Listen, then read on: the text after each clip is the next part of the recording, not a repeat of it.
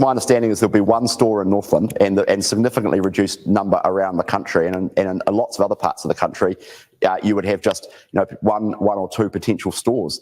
That's what happens when you have a licensing Chris, I've just regime told you there are 35 in Northland. Reduce the numbers.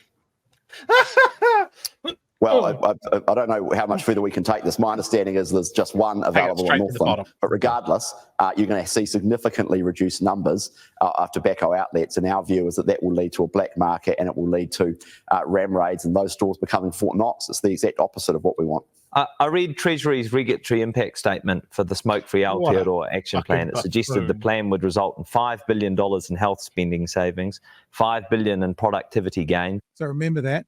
$5 billion in health savings, so that's $5 billion we don't have to spend, and $5 billion in earned income, that's $5 billion we get. That's a $10 billion hole. $10 billion that this is going to cost the country. $10 billion.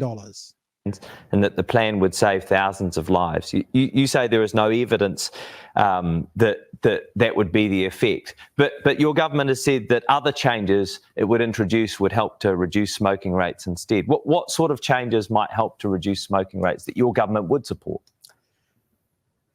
Well, New Zealand's smoking rates have been on the decline actually since the last national-led government. That wasn't the question. Government of That wasn't the question. Tell us about how you're going to bring numbers down. 2008 onwards, significantly raised excise on tobacco, introduced plain packaging, for example, as well, a range of you other fought that, motherfucker. Smoke-free. And remember, Chewy, what you've always said, he's talking about what they did do in the past. He's saying this is what did happen. That wasn't the question. So our smoking rates have been declining, and we want them to continue to decline as well. We just don't think limited number of stores, the other measures that the government has proposed are the right way to go about doing that. But we do want to see fewer people smoking and taking up smoking. And actually, that is what is happening. The other thing that's happened is vaping, of course, has become an alternative to smoking significantly. That's enough time for him. I'm bored with his face. The other thing something that Ian did say today in my conversation, which I will now relay, is he actually made the point, and I'm paraphrasing, you can't have it both ways, Bish. You can't say we are going to be the party that gets ram raids under control, that's going to stop ram raids, and also say we can't reduce the number of outlets that sell cigarettes because of ram raids.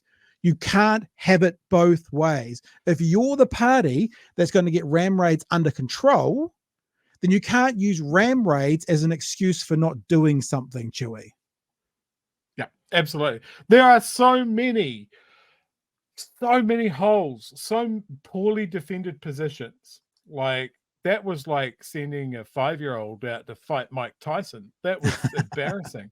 But let's take some of this apart, right? Let's start with this. Plain packaging fucking won't work. Yeah. It just won't work, Pat. Yeah. Tobacco giant Philip Morris claims plain packaging won't affect cigarette sales but may infringe on intellectual property rights. Company spokesperson Chris Bishop spoke to TV1's Q&A yesterday in response to fears of legal action now in progress in Australia. Mr. Bishop does not think changing packets will work. There aren't any studies to suggest that plain packaging will work at stopping people taking up smoking. Now, that is the same as saying getting rid of cigarette advertising in sports won't make any difference. Putting health warning on packaging won't make any difference. Putting the age up won't make any difference. Increasing the price, you're just increasing the cost of living crisis. None of the actions. These cigarette companies, they don't want anything to change. These guys knew that their product was deadly for decades and did nothing about it.